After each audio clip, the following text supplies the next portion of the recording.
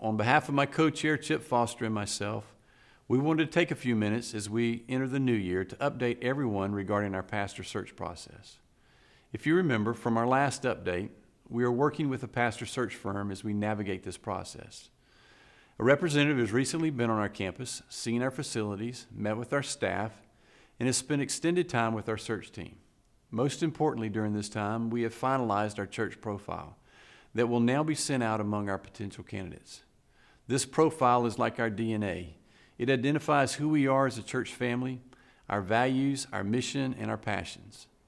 This is such a vital piece of the process because this helps us further identify the right man for our church.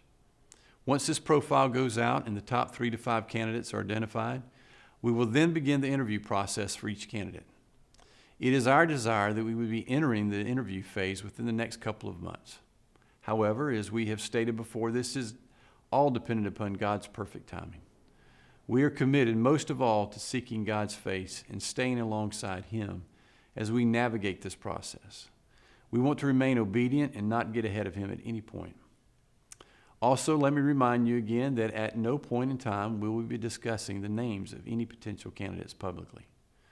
This strict confidentiality is in order to maintain the integrity of the process, our church, and especially the candidates. That is why we so appreciate and covet your patience and understanding, and most importantly, your prayers during this process.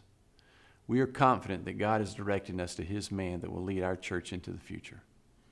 We hope that you share the same excitement and anticipation that we do as we consider all that God has in store for us in the days ahead.